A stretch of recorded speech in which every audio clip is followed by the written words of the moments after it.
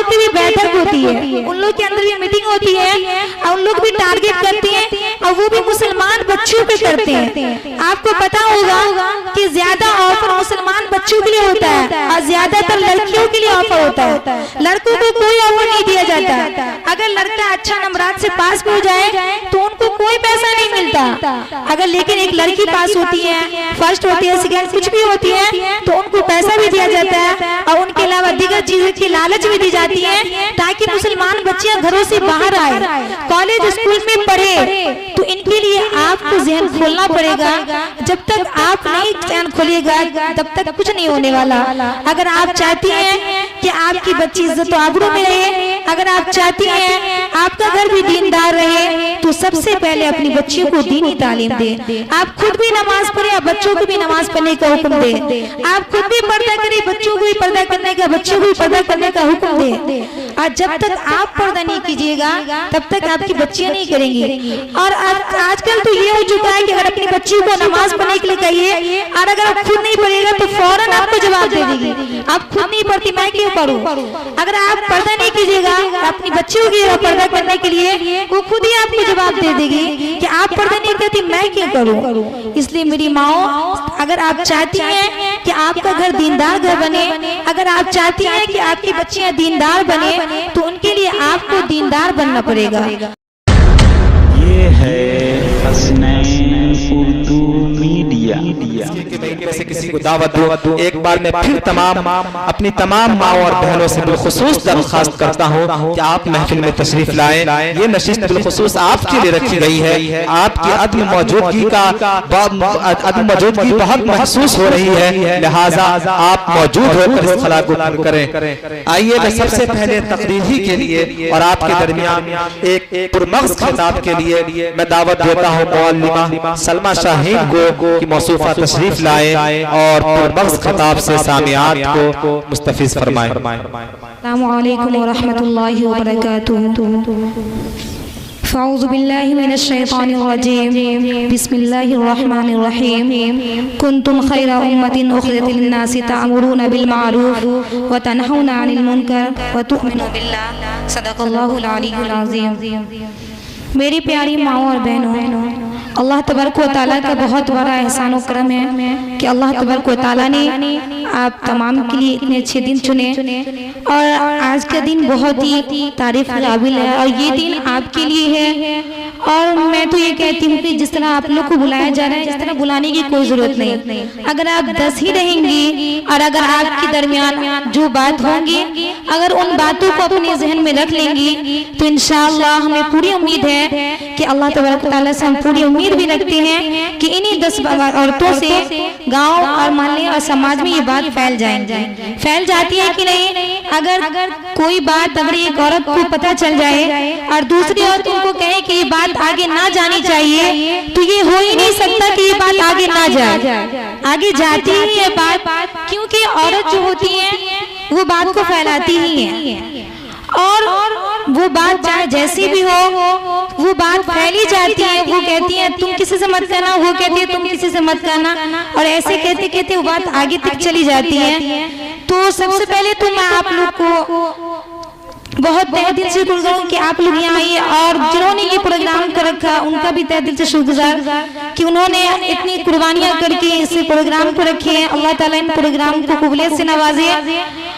और देखिए सबसे बड़ी बात आपके दरमियान जो बताई जा रही थी मौजूदा हालत के बारे में कि हमारे अंदर क्या कमी है या किस वजह से हम अल्लाह की इबादत नहीं कर पा रहे हैं, अल्लाह से करीब नहीं हो पा रहे हैं और आए दिन हमारे ऊपर न जाने कैसी कैसी मुसीबतें, कैसी कैसी परेशानियां आ रही है। हर एक के साथ परेशानियां आती है, कभी तलाक का मसला लेकर न जाने कभी क्या क्या मसला लेकर आती रहती है। तो ये सब बातें क्यों आ रही है? आज मुसलमान हर तरफ जलील हो रहा है, आज मुसलमानों को परेशान किया जा रहा है, आज उनको दहशतगर्द कहा जा रहा है। ऐसा क्यों कहा जा रहा है? तो सबसे पहली बात आपको तो अपने अंदर इल्म को रखना है।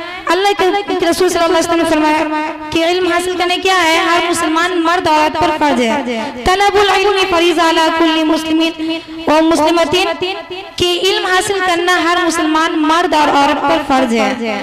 तो इल्म हासिल करना है। और यहाँ तक कहा जाता है कि अगर आपके पास 2 बच्ची हैं, एक बेटी है और एक बेटा है, तो सबसे पहले अपनी बेटी को दीनी तालीम दीजिए, क्योंकि कहा जाता है कि मर्द पढ़ा तो फर्द पढ़ा और औरत पढ़ी तो एक खानदान पढ़ा। जब एक औरत पढ़ती है तो उनसे खानदान चलता है, एक सिलसिला चलता है। और वो जो सास बहू ननद वाले झगड़े होते हैं वो इल्म न होने की वजह से होते हैं। अगर इल्म नहीं होता है तभी देखा जाता है कि उन घरों में ज्यादा झगड़े होते हैं, क्योंकि उनको पता नहीं होता कि शौहर के हुकूक क्या है, हमारे ऊपर सास के हुकूक क्या है और उनके लिए हमारे बच्चे के हुकूक क्या है, ये बातें उनको पता नहीं होता। और जो बातें उनको पता नहीं होगा तो जाहिर सी बातें लड़ाई तो होगी। तो सबसे पहले आप अपने बच्चे को दीनी तालीम दें और खुद भी पढ़े। और पढ़ने के लिए कोई उम्र महदूद नहीं है, ऐसा नहीं है आप बड़ी हो चुकी हैं, आप शादीशुदा हैं तो आपको कुरान पढ़ना नहीं आता तो आप कुरान पढ़ने के लिए शर्म कीजिएगा कि हम कैसे कुरान सीखेंगे, ऐसा नहीं है। बल्कि आपको सीखना है, आपको पढ़ना है। और पढ़ने के बाद जाकर अगर आप पढ़े होंगे तो फिर आपके औलाद भी पढ़ेंगे और उन पर कामयाब होंगे, क्योंकि हर एक कामयाब मर्द के पीछे एक औरत का हाथ होता है। आप देख लीजिए बड़े बड़े उलमा किराम को और खुद नबियों को देखे होंगे और उलमा किराम को देखते हैं तो उनको एक माँ ने ही जन्म दिया। इतने बड़े आलिम को देखते हैं, हाफिज को देखते हैं, कारी को देखते हैं, उनको जन्म किसने दिया? एक माँ ने ही जन्म दिया। तो आप सहाबियात के वाक़यात को पढ़ेंगे तो पता चलेगा कि कैसी कैसी कुर्बानियां देके वो लोग गुजरी हैं। और खुद राबिया मसला के बारे में बहुत ही मशहूर है, आप उनकी तारीख को पलट के देखिए कि वो क्या करके गुजरी हैं, तो आपको पता चलेगा कि हम क्या कर रहे हैं। अल्लाह तबारक व तआला को हमें और आपको पैदा करने का मकसद क्या है? अल्लाह तबारक व तआला हमें आपको पैदा क्यों किए? कभी इस बात पे आपने गौर किया? देखिए अल्लाह तबारक व तआला को हमें और आपको पैदा करने का मकसद उनकी इबादत करना है, लेकिन हम लोग एक नमाज पढ़ने के लिए भी इस कदर कुताही करते हैं कि अगर उनको आजान भी होती है तो वो सुनती रहती है और नमाज का वक्त जाता रहता है। और जब नमाज का वक्त बिल्कुल निकल जाता है तब जाकर नमाज पढ़ती है। और अगर उनको बताया जाए कि नमाज क्यों नहीं पढ़ती, ये इतनी ताखिर क्यों करती है, तो कहते हैं, कभी कहती है कि हमारे ऊपर सास की जिम्मेदारी है, बच्चे छोटे हैं, बच्चे पेशाब वगैरह कर देते हैं, ऐसे ऐसे बहाने लगाकर नमाज को छोड़ देती है। बताइए अपने इस प्यारे अल्लाह को क्या मुंह दिखाइएगा? आपको या हमको किसी को दुनिया में रहना नहीं है, रहना है आपको दुनिया में, आप लोग को दुनिया में रहना है, हमको भी नहीं रहना है। क्योंकि देखिए इंसान हर चीज का इनकार कर सकता है, यहाँ तक कि नाउज़ुबिल्लाह अल्लाह का भी इनकार कर देता है, लेकिन मौत से किसी का इनकार नहीं है। मौत का इनकार कोई कर ही नहीं सकता।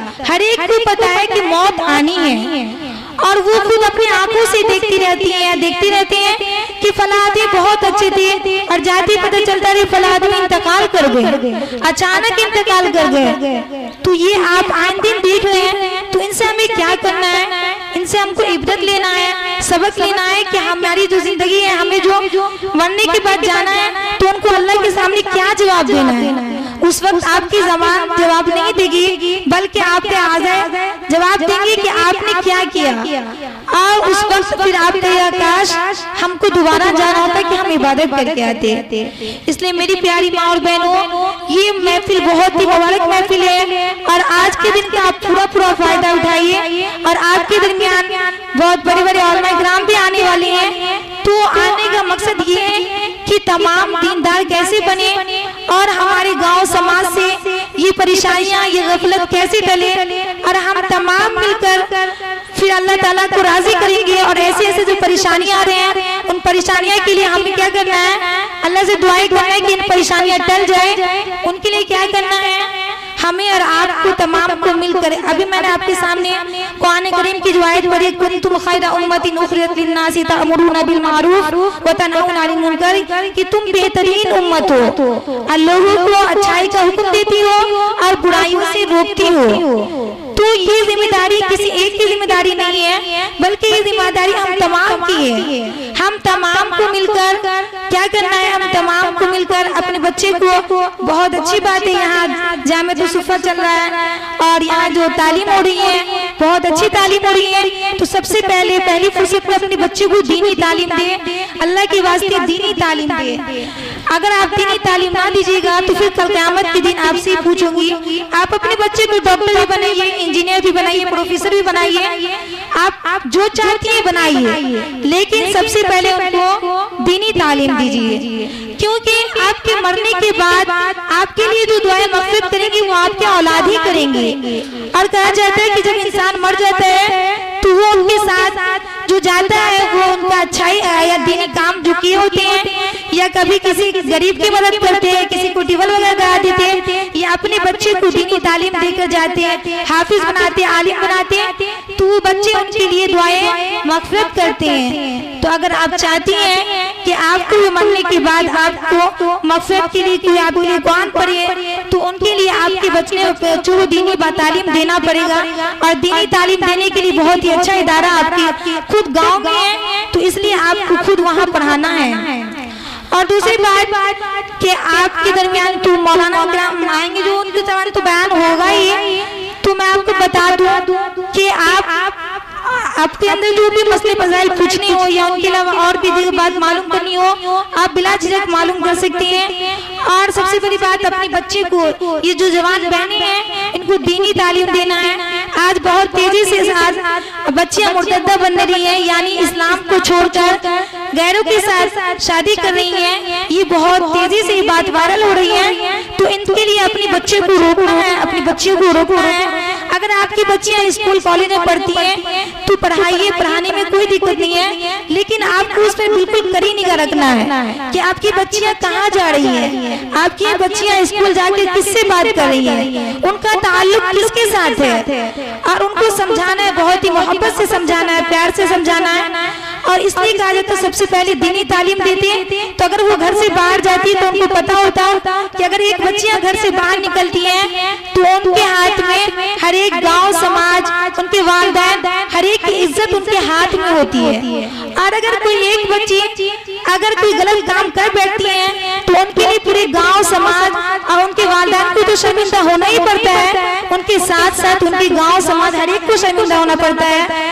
और उन माँ बाप पे क्या बीतता होगा जिनकी बेटियां मुर्तद्दा हो जाती हैं, गैरों के प्यार में और अपने आप को फना कर देती हैं, चंद दिन की मोहब्बत के लिए, चंद बातों के लिए, चंद कपड़ों के लिए। जो माँ बाप ना जाने कितनी तकलीफ, कितनी मुसीबत झेल कर पालते हैं, पोसते हैं, पहनाते उड़ाते हैं, उनकी मोहब्बत उनके दिल में नहीं रहती। और चंद दिन की मोहब्बत के लिए वो खुद को अपने आप को हट जाती हैं, चली जाती हैं, मुर्तद्दा बन जाती है। अल्लाहू अकबर। ऐसे प्यारे दिन से फिर जाती हैं। उनके बाद वो फिरने के बाद वो बहनें भी याद रखिए, वो उनके साथ रहने वाली नहीं है, उनका तो वो टारगेट है। जिस तरह हम तमाम आपके दरमियान बातें पहुंचाते हैं, इसी तरह मीटिंग करते हैं, प्रोग्राम करते हैं, इसी तरह उन लोग की भी बैठक होती है, उन लोग के अंदर भी मीटिंग होती है, और उन लोग भी टारगेट करते हैं, और वो भी मुसलमान बच्चों पे करते हैं। आपको पता होगा कि ज्यादा ऑफर मुसलमान बच्चों के लिए होता है और ज्यादातर लड़कियों के लिए ऑफर होता है। लड़कों को कोई ऑफर नहीं दिया जाता।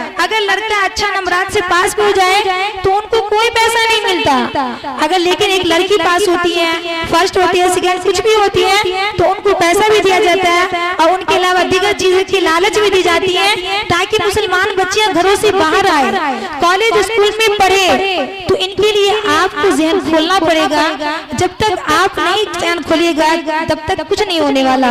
अगर आप चाहती हैं कि आपकी बच्ची इज्जत आबरू में रहे, अगर आप चाहती हैं आपका घर भी दीनदार रहे, तो सबसे पहले अपनी बच्चियों को दीनी तालीम दें। आप खुद भी नमाज पढ़े, आप बच्चों को भी नमाज पढ़ने का हुक्म दें। आप खुद भी पर्दा करें, बच्चों को भी पर्दा करने का, बच्चों को भी पर्दा करने का हुक्म दें। और जब तक आप पर्दा नहीं कीजिएगा तब तक आपकी बच्चियां नहीं करेंगी। और आजकल तो ये हो चुका है कि अगर अपनी बच्ची को नमाज पढ़ने के लिए कहिए और अगर आप खुद नहीं पढ़ेगा तो फौरन आपको जवाब दे देगी, आप खुद नहीं पढ़ती मैं क्यों पढ़ूं। अगर आप पर्दा नहीं कीजिएगा अपनी बच्चियों की पर्दा करने के लिए, वो खुद ही आपको जवाब दे देगी कि आप पर्दा नहीं करती मैं क्यों करूं। इसलिए मेरी माओ, अगर आप चाहती हैं कि आपका घर दीनदार घर बने, अगर आप चाहती हैं कि आपकी बच्चियां दीनदार बने, तो उनके लिए आपको दीनदार बनना पड़ेगा और उनके लिए आपको दीनदार बनने के साथ साथ अपने बच्चे को दीनी तालीम देना पड़ेगा। और अगर आपके अंदर कुछ नहीं सीख पड़ी तो अपनी बच्चियों से सीखना पड़ेगा, क्योंकि कहा जाता है इल्म तो माँ की गोद से लेकर कब्र तक हासिल कर सकते हैं। इसलिए इल्म के मामले में शर्माना नहीं है। और उनके अलावा ये जो घरेलू झगड़े लड़ाई ये सब जो होती रहती है वो इल्म ना होने की वजह से। और आपको मालूम होगा कुरान करीम की सबसे पहली आयत जो नाजिल हुई थी वो क्या थी? इक़रा बिस्मि रब्बिकल लज़ी खलक़। क्या कहा कि पढ़िए अपने उस रब के नाम से जिसने आपको पैदा किया। ये नहीं कहा माल कमाई, ये नहीं कहा अब दुनियावी जिंदगी में लग जाइए, बल्कि क्या कहा इक़रा पढ़िए। और पढ़िए किसके नाम से? अपने रब के नाम से। तो सबसे पहले अपने बच्चे को दीनी तालीम देना। और उनके अलावा आप अपने बच्चे को जो चाहे डॉक्टर बनाना चाहती है, इंजीनियर बनाना चाहती है, प्रोफेसर बनाना चाहती है, बनाइए।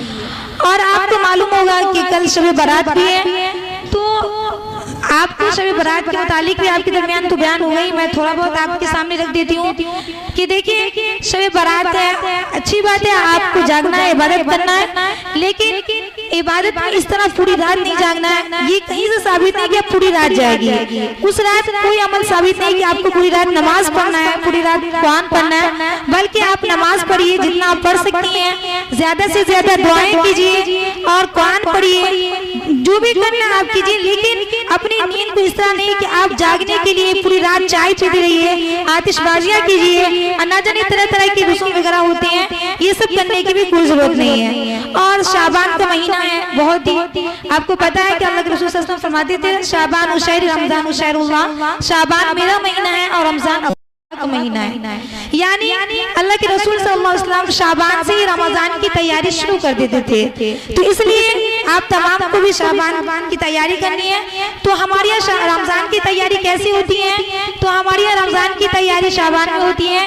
घर को झाड़ा वगैरह जाता है, उसके अलावा न जाने सामान वगैरह स्टॉक किया जाता है कि रमजान में इनका रेट बढ़ जाएगा, इन डर से इसका रेट बढ़ जाएगा, या उनके अलावा और दीगर चीज की वजह से सामान को स्टॉक किया जाता है और उनके अलावा और भी कुछ किया जाता है। लेकिन ये रमजान की तैयारी नहीं है। रमजान की तैयारी तो हमें अल्लाह के रसूल सल्लल्लाहु अलैहि वसल्लम शाबान में कसरत से रोजा रखा करते थे, कसरत से नमाज़ी दुआएं किया करते थे, ताकि रमजान में वो धूप की तपिश आपको रोजा रखने से मजबूर ना कर दे। और आपको रमजान में ख्याल भी रखना है कि अपने खुद भी रोजा रखना है, अपने बच्चों जो रोजे जिस पे फर्ज उसको रखवाना है, और साथ साथ अपने शौहरों से रखवाना है, अपने बच्चों से भी रखवाना है। क्योंकि बसा औकात देखा जाता है कि जिनके शौहर कारोबार करते हैं या उनके अलावा कुछ काम करते हैं, नॉर्मल काम करते हैं, तो वो रोजा नहीं रखते हैं, बल्कि पूरे दिन कमाने के चक्कर में रोजा नहीं रखते हैं और वो कमा कर शाम में आते हैं और हमारी माएँ भी खूब अच्छे से खाना बना के उनको पेश करती हैं। ऐसा बिल्कुल नहीं करना है। जिस तरह अगर आपकी कोई सामान वगैरह आपको नहीं दिया जाए या पूरा नहीं किया जाए तो आप क्या करती हैं? उनसे बात नहीं करती हैं, उनसे लड़ती हैं, झगड़ती हैं। इसी तरह आपको अपने शौहरों को दीनदार बनाना है। आपको दीनदार कैसे बनाना है? तो आपको ऐसे बनाना है कि आपको कह देना है मैं ईद में 5000 का कपड़ा नहीं पहनूंगी, मैं ईद में अच्छे खाने, रमजान में अच्छे खाने नहीं खाऊंगी, लेकिन आप रोजा रखिए, लेकिन आप नमाज पढ़िए। जब तक आप नमाज नहीं पढ़िएगा, अगर रोजा नहीं रखिएगा तो मैं आपको खाना भी बना के नहीं दूंगी। इस तरह आपको लड़ना है। आपका मकाम बहुत बड़ा है। किसी शायर ने क्या आपको कहा, नहीं तेरा नशीब मनकस सुल्तानी के गुंबद पर, नहीं तेरा नशीब मनकस सुल्तानी के गुंबद पर, तू शाइन है बसेरा कर पहाड़ों की चट्टानों पर। तो इसलिए आपका पर्दा बहुत बड़ा है। आप पहचानिए, खुद को पहचानिए। आप बाजारों की जीनत बनने के लिए नहीं आए हैं, आपको तो घरों की जीनत बनना है और अपने घरों को दीनदार बनाना है। क्योंकि एक मर्द आलिम या मुफ्ती मौलाना बनता है तो वो घर बार के लिए, कमाने के लिए घर से बाहर चले जाते हैं, वो तो कमाते हैं। आपको बयान वगैरह भी करना होता है तो मस्जिदों में करते हैं। तो आपके लिए इस तरह तो मुहैया नहीं है, लेकिन आज जो आपके लिए इस तरह मुहैया है तो आज की बातों से आपको इस्तेफादा करना है और आपको भरपूर फायदा उठाना है।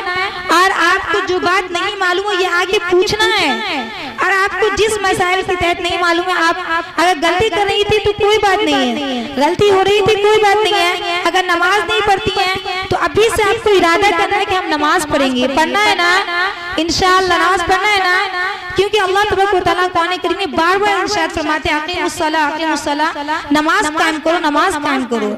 और उनके अलावा कहा जाता है कि नमाज पढ़ने से दिलों को सुकून मिलती है। जिस तरह अगर आप कोई मुसीबत हो, कोई परेशानी हो, तो आपस में एक दूसरे से बताने के बजाय आप मसल्ला बिछाकर अल्लाह से बातें करें। अल्लाह से बात करने के लिए आपको नमाज पढ़ना पड़ेगा। और अल्लाह से इंसान बहुत ज्यादा करीब उस वक्त होता है जब वो सजदे में होता है, खूब सजदा करना है और अपने अल्लाह को मनाना है।